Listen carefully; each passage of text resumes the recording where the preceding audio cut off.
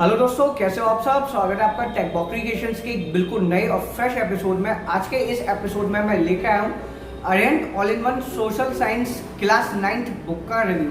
आज की इस वीडियो में आपको बताऊंगा कि अगर आप क्लास 9 के स्टूडेंट हो तो क्या ये एक अच्छा ऑप्शन रहेगा सोशल साइंस के लिए, क्योंकि बहुत से क्लास 9 के स्टूडेंट सोशल साइंस से परेशान रहते हैं, वो अपने एनसीईआरटी से कंसेप्ट क्लियर नहीं कर पाते।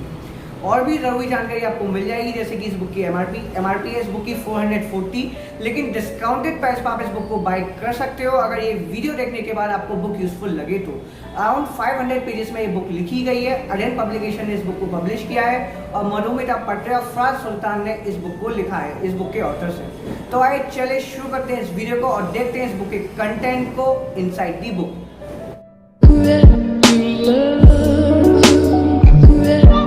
तो दोस्तों, ये आ जाता है इस बुक का कंटेंट्स। सबसे पहले आपको हिस्ट्री का पोर्शन मिलेगा, जिसमें पहला चैप्टर है दी फ्रेंच रिवॉल्यूशन, दूसरा socialism in Europe and the Russian revolution, third Nazism and the rise of Hitler. उसी तरह से टोटल 5 चैप्टर्स मिलेंगे आपको हिस्ट्री के पोर्शन में। ज्योग्राफी में 6 चैप्टर्स हैं, पॉलिटिकल साइंस में 5 हैं और इकोनॉमिक्स में आपको टोटल 4 चैप्टर्स मिलते हैं। यानी कि जितने चैप्टर्स आपको एनसीईआरटी टेक्स्ट बुक्स में मिलते हैं, सेम उतने ही आपको ऑल इन वन में मिलेंगे।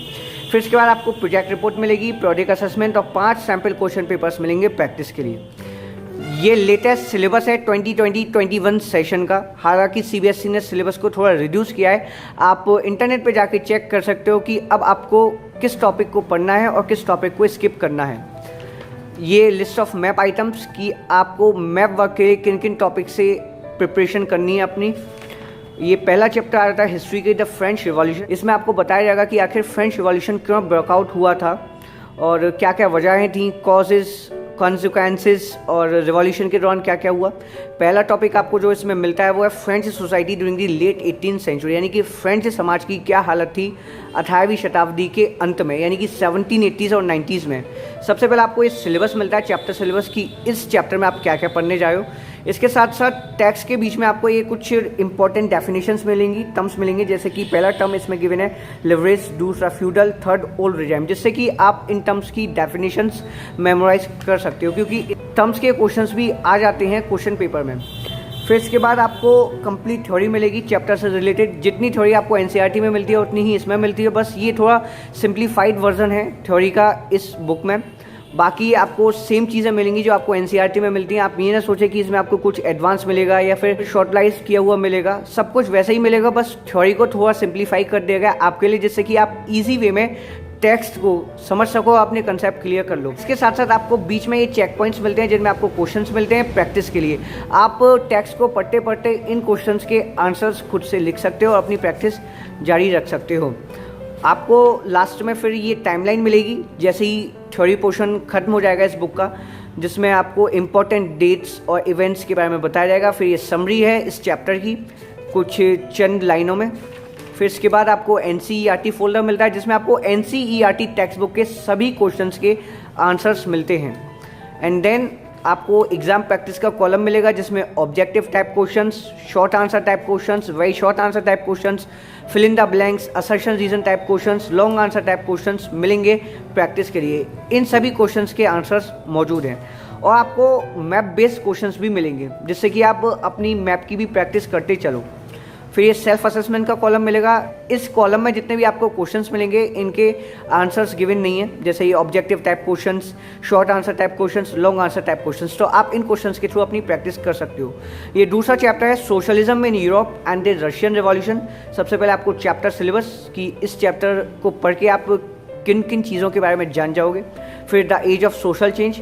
तो दोस्तों, थ्योरी काफ़ी अच्छे से कवर की गई है, लेकिन एक चीज़ को मैं इंसिस्ट करूँगा वो ये है कि दोस्तों आप कोशिश करें कि अपना थ्योरी पोर्शन आप एनसीईआरटी टेक्स्ट बुक्स के थ्रू करें, क्योंकि इसमें भी जो आपको थ्योरी मिलती है, चाहे वो हिस्ट्री का पोर्शन हो, ज्योग्राफी का पोर्शन हो, या आपका सिविक्स का हो या इकोनॉमिक्स का हो, वो सभी एनसीईआरटी पर ही बेस्ड है। बस इन्होंने थ्योरी को सिंप्लीफाइड करके पेश किया है और इसके अलावा कुछ नई चीज़ आपको नहीं मिलती। हालांकि ये बुक काफ़ी अच्छी है, आपको काफ़ी ज़्यादा आसानी होगी इस बुक से पढ़ने में। मैं लोगों को यही सजेस्ट करता हूँ कि वो अपनी NCERT से पढ़ने की हैबिट बना लें। वो ना सिर्फ उनको 9th-10th में काम आएगी, 11th-12th में काम आएगी, बल्कि आगे भी काम आएगी अगर वो किसी कॉम्पिटिशन की भी प्रिपरेशन करेंगे तो।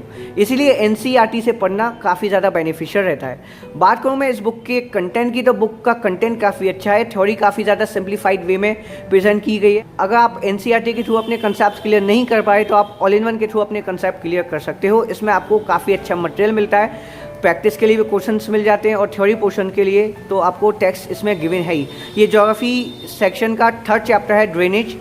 आपको इसमें फिगर्स भी मिल जाती हैं, डायग्राम्स भी मिल जाते हैं, और सबसे ज़्यादा खास बात यह है कि इसमें आपको मैप वर्क के लिए भी चीज़ें गिवन हैं, जिससे आप मैप की भी प्रैक्टिस करते चलो। और एक सिंगल बुक में आपको सभी टेक्स्ट बुक्स मिल जाती हैं, चाहे वो सिविक्स की हो, इकोनॉमिक्स की हो, या फिर आपकी ज्योग्राफी हो, हिस्ट्री हो। तो काफ़ी अच्छे वे में ये बुक प्रेजेंट की गई है। पेजेस क्वालिटी भी इस बुक की काफ़ी अच्छी है, विजुअलाइजेशंस की भी मैं तारीफ़ करूँगा। ओवरऑल एक अच्छी बुक रहेगी अगर आप किसी रिफ्रेशर को तलाश रहे हो सोशल साइंस की क्लास 9 के लिए।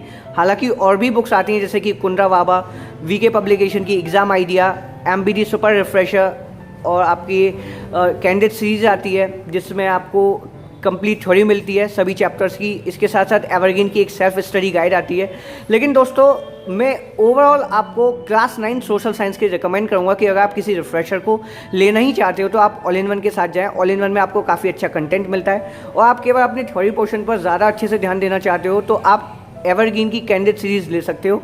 वो बुक काफ़ी अच्छी है, उसमें जो विजुअलाइजेशंस मिलती हैं और जिस तरह से थ्योरी को प्रेजेंट किया गया है वो काफ़ी ज़्यादा ऑसम है। तो दोस्तों, ऑल इन वन एक अच्छा ऑप्शन रहेगा। और लास्ट में आपको 5 सैम्पल क्वेश्चन पेपर्स भी मिलते हैं, जिनके थ्रू आप एग्ज़ाम से पहले प्रैक्टिस कर सकते हो कि एक क्वेश्चन पेपर को कैसे सॉल्व किया जाता है। दोस्तों, एक चीज़ और मैं आपको सजेस्ट करूँगा कि आप कोशिश करें कि किसी भी टॉपिक को रटें ना, आप समझने की कोशिश कीजिए, क्योंकि समझना ज़्यादा इंपॉर्टेंट है एज़ कंपेरिजन टू अच्छे मार्क्स स्कोर करना किसी भी एग्जाम में। तो आप यही कोशिश जारी रखें कि आपके कंसेप्ट ज़्यादा से ज़्यादा क्लियर होते रहें। बेशक आपके मार्क्स इतने अच्छे ना आए, मार्क्स इंपॉर्टेंट है, लेकिन इतने भी इंपॉर्टेंट नहीं है जितना कंसेप्ट को क्लियर करना इंपॉर्टेंट है।